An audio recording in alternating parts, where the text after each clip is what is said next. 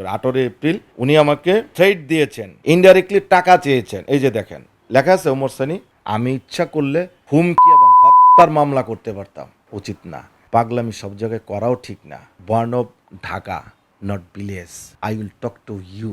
আপনারা নিজেদের মান সম্মান নষ্ট করতে করতে এমন জায়গায় নিচ্ছেন, এখন শিল্পী পরিচিতিতে ঘৃণা লাগে। একবার শুধু সুপারস্টারের কারণে ভাইরাল হলো, আমি মৌসুমী ম্যাডামকে বিয়ে করেছি। কেন আপনি আসিফ ভাইয়ের মতো একজন লিজেন্ড সিঙ্গারের সাথে আপনি তর্ক গেলেন? Please superstar, please. আমি অমিত হাসানকে নিতে চেয়েছিলাম কাজে, আপনি তখন সম্মতি দেননি। কারোর সাথে আপনার ভালো সম্পর্ক না, উপর দিয়ে ভালো সম্পর্ক রাখেন, ভিতর দেয়া আপনার ভিতরটা ভালো না। সুন্দর সুন্দর কথা বলেন, দুনিয়ার মানুষ মনে করে খুব সরল সোজা। আমিও তাই জানতাম। আল্লাহ আপনাকে উপরে তুলছিল, আস্তে আস্তে নিজের কারণে নিজে নিচে নামতেছেন। সিনেমার বাজার নষ্ট, সিনেমা নাই বাংলাদেশের ইতিহাসে। আমি বলবো 100% হালাল একটা গল্প, হালাল গল্প, নট সিনেমা। এটার মধ্যে মৌসুমী ম্যাডাম কি অ্যাক্টিং করেছে, এক একজন মানে জাদ্রেল পারফরমেন্স করেছে। আমি অ্যাডাল্ট সিনেমা বানাই নাই, 18+ বানাই নাই। প্রযোজক সমিতি আমাকে বুকে টেনে নিছে সদস্য হিসাবে, পরিচালক সমিতি বুকে টেনে নিছে। সবকিছু আল্লাহর ইশারা হয়, আল্লাহ উপরে টেনে তুলে আমরা কেউ নামাতে পারবো না। প্লিজ সুপারস্টার, আমি ছোট মানুষ, আমার কথায় যদি কষ্ট পেয়ে থাকেন, এক্সট্রিমলি সরি ফর দ্যাট। আপনি নিজেও হয়তো জানেন না আমি আপনার নাম উপস্থাপনা করেছি, হিসাবে তো আমি আপনার উস্তাদ, আপনি আমার অধীনে কাজ করেছেন, আপনি আমার ডিরেকশন নিয়েছেন।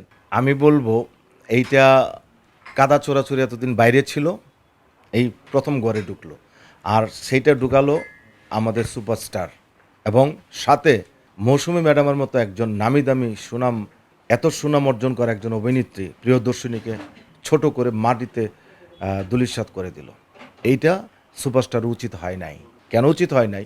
যে কল রেকর্ডটা উনি ওনাকে দিয়ে বের করেছেন, যে নাটক, টেলিছবি, টেলিফিল্ম, আর বাবা টেলিফিল্মটা তো গত ঈদে রিলিজ হয়ে গেছে।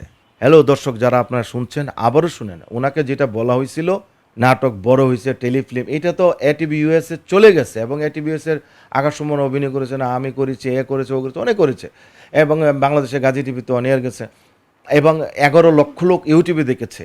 ওইটার মামলা ডিসমিস। আপনারা যে লেখলেন জালিয়াতে করেছে, জালিয়াতে, what is the meaning of জালিয়াতি? আপনি কি আমার কাছে টাকা পাবেন? আপনার সাথে আমার কোনো ব্যবসা, আমি কন্ট্রাক্ট কোনো করেছি? আপনার সাথে কোনো চিট করেছি? আপনি অভিনয় করেছেন 3 বছর আগে, 2 বছর আগে। আপনি ক্যাশ টাকা দিয়ে, আপনাকে ক্যাশ ডলার দিয়ে শুটিং করেছে আমেরিকার মতো জায়গাতে। আমি আপনাকে সম্মান করি, মর্যাদা দেই, কারণ আপনার মধ্যে মমতা আছে, আপনার সতীত্ব আছে, আপনাকে সম্মান করার মতো মানুষ ম্যাডাম আপনি। বসু ম্যাডাম, আপনাকে আবারও আমি বলছি, আপনি যে কথাগুলো বলছেন এইগুলো আপনার কথা না, এগুলো হচ্ছে আপনাকে বাধ্য করা হয়েছে। হয়তো আমার এই অডিও যাওয়ার পর আবার বাধ্য করবে বলাতে, কিন্তু আপনি আমাকে বলেছিলেন এই সুপারস্টারকে নিয়ে যে মাথা গরম হলে অনেক কিছু করে ফেলে, আবার একটু পরে ঠিক হয়ে যা, মাথাটা একটু ঠান্ডা রাখতে বলেন। কারণ 18 এপ্রিল, এই যে আমার মোবাইলে আছে, আমি করি 18 এপ্রিল উনি আমাকে থ্রেট দিয়েছেন, ইনডাইরেক্টলি টাকা চেয়েছেন। এই যে দেখেন লেখা আছে ওমর সানি, কয়টা 2বার ফোন দিছে, এই যে দেখেন 2বার ফোন দিছে, এরপরে 3 মিনিট 57 সেকেন্ড কথা বলেছে। আমার সাথে লোক ছিল, আমি এটা প্রমাণ রেখেছি। আমি ইচ্ছা করলে হুমকি এবং হত্যার মামলা করতে পারতাম। আমি ছোট মানুষ, আপনাদের সম্মান করি, সুপারস্টারকে পছন্দ করি। উচিত না, পাগলামি সব জায়গায় করাও ঠিক না। Born of Dhaka, not village. I will talk to you any time, any place. Don't like any controversy, okay? আর নিজেদের মান সম্মান নষ্ট করেন না। আপনারা নিজেদের মান সম্মান নষ্ট করতে করতে এমন জায়গায় নিচ্ছেন, এখন শিল্পী পরিচিতিতে ঘৃণা লাগে। একবার শুধু সুপারস্টারের কারণে ভাইরাল হলো, আমি মৌসুমী ম্যাডামকে বিয়ে করেছি। কেন আপনি একটা ছেলের ইয়াতে জুতা পিটা করবো কেন লিখলেন? কেন আপনি আসিফ ভাইয়ের মতো একজন লিজেন্ড সিঙ্গারের সাথে আপনি তর্ক গেলেন?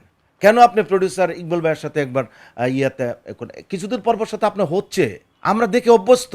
Please superstar, please. আপনি আমার কাজ করেছেন, আমার গত ঈদে গিয়েছে, আমার ওয়েব সিরিজ করেছেন, আপনি আমাকে চিনেন। আপনি 8টা বাজে কি বলছিলেন মনে আছে? ছেড়ে দে, আমি হোটেল ক্যাপিটালে যাব। কেন যাবেন? ইউনিটে সবাই শুনেছে, আমি কিন্তু মাইন্ড করিনি। আপনার টাকা, আপনি খেতে পারেন, যেতে পারেন, বসতে পারেন, বাট একটা ইউনিট থেকে চাপ দিয়ে চলে যাবেন। আমি যখন নিউ ইয়র্কে শুটিং করে আমি মিশা সদাগর ভাইকে নিতে চেয়েছিলাম, আপনি তখন সম্মতি দেননি।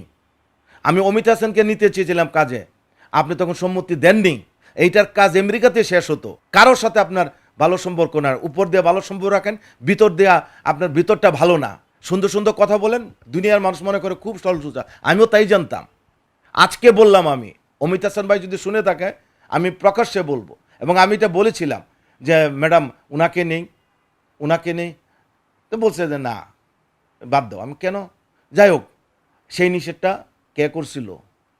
সুপারস্টার আল্লাহ আপনাকে উপরে তুলছিল, আস্তে আস্তে নিজের কারণে নিজে নিচে নামতেছেন।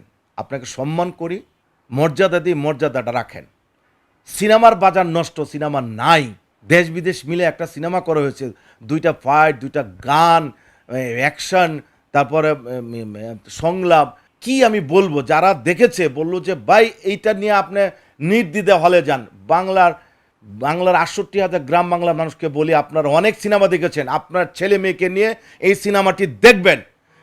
যে কন্ট্রোভার্সি করুক না কেন, এগুলো একটাও থাকবে না, কিন্তু সিনেমাটা আপনারা মিস করলে অনেক কিছু থেকে বাদ পড়ে যাবেন। আপনার জামাই প্রবাসে থাকে, আপনার ছেলে মেয়ে প্রবাসে থাকে, তারা কি করছে, কোন ধরনের সিচুয়েশন ক্রিয়েট করছে, আপনারা দেশে কি করছেন, সব উঠে আসবে।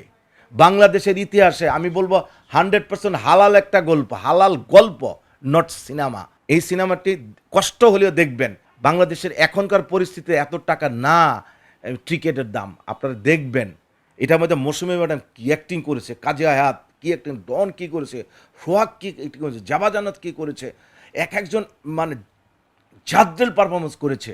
আমারটা আমি বললাম না, এবং টোটাল নতুনত্ব পাবেন। আমি অ্যাডাল্ট সিনেমা বানাই নাই, 18+ বানাই নাই, আমি বানাইছি কোনটা, যে মা বোন মিলে সিনেমাটা দেখবেন। কন্ট্রাক্ট ম্যারেজটা বিদেশে যে আপনার ছেলেমেয়েরা কেন করতে বাধ্য হয়, কি পরিস্থিতি, প্লিজ আপনার সিনেমাটা দেখুন। হলে যাবেন ইনশাল্লাহ 15ই মে শুক্রবার, 3টা হয়, একটা 10টা থেকে, একটা 12:30 থেকে, আর একটা 4টা থেকে। আপনারা আসবেন হলে, আপনাদের আমন্ত্রণ, আপনারা পাশে থাকবেন। একটা সুন্দর সিনেমা বাংলাদেশে আসছে বড় কিছু আমার কিছু বলার নেই। আমার প্রথম সিনেমা, অনেক কষ্ট অনেক দরদ দিয়ে বানিয়েছি, এবং আমাকে যারা সাপোর্ট দিয়েছে, মন্ত্রণালয়, সার্টিফিকেশন বোর্ড, পরিচালক সমিতি, প্রযোজক সমিতি, শিল্পী সমিতি, এবং এভরিসি ম্যাডাম, যারা যেই দিক থেকে দিয়েছেন সবাইকে ধন্যবাদ। বিশেষ করে আমি একজন উপসচিবের কথা বলবো, আমি নামটা বললাম না, মিনিস্ট্রিতে উনি আমাকে অনেক হেল্প করেছেন। ধন্যবাদ ম্যাডাম আপনাকে, যে আপনি আমার সিনেমার গল্পটা শুনে বলছিলেন যে না, এই টাইপের গল্প দরকার বাংলাদেশে। আমি অনেকের সাপোর্ট পেয়েছি। প্রযোজক সমিতি আমাকে বুকে টেনে নিছে সদস্য হিসাবে, পরিচালক সমিতি বুকে টেনে নিয়েছে। ওদের একটা ছিল যে হাসান ভাই আপনি কেন সদস্য হন না। সব কিছু আল্লাহর ইশারা হয়, কেউ যদি আল্লাহ উপরে টেনে তুলে আমরা কেউ নামাতে পারবো না। প্লিজ সুপারস্টার, আমি ছোট মানুষ, আমার কথায় যদি কষ্ট পেয়ে থাকেন, extremely sorry for that, but এটা নিয়ে বাড়াবাড়ি করেন না। আসেন একসাথে মুভিটা রিলিজের পাশে থাকেন। আপনার কী প্রয়োজন, কী করতে চান, আমি আপনাকে নিয়ে কাজ করেছি, আবার কাজ করব, আপনাকে ব্র্যান্ড অ্যাম্বাসেডর বানাবো। এখনও আমাকে 2টা কোম্পানিতে কথা হচ্ছে ব্র্যান্ড অ্যাম্বাসেডর। আপনি নিজেও হয়তো জানেন না আমি আপনার নাম উপস্থাপনা করেছি, এবং আরেকজন নায়িকার নাম উপস্থাপন করেছি। ভাই আমি তো মেকার, আমি ডিরেক্টর, আমি প্রডিউসার, আমি অ্যাক্টর, আমি তো 1:4, আপনাদের বুঝতে হবে। তা আপনি আমার সাথে খোঁচাচ্ছেন কেন? হিসাবে তো আমি আপনার উস্তাদ, আপনি আমার অধীনে কাজ করেছেন, আপনি আমার ডিরেকশন নিয়েছেন, স্ক্রিন শেয়ার করেছেন, এটা উচিত না। আপনাকে এখনও সুপারস্টার বলছি, সারা জীবন সুপারস্টার বলবো, কারণ আপনার ছবি আমি দেখেছি, এবং মৌসুমী ম্যাডামের ছবি দেখেছি, মানে তখন নিয়ে বলতাম যে একটা সিনেমা দেখে বের হয়েছি, তো সেই জায়গাটা নষ্ট করবেন না।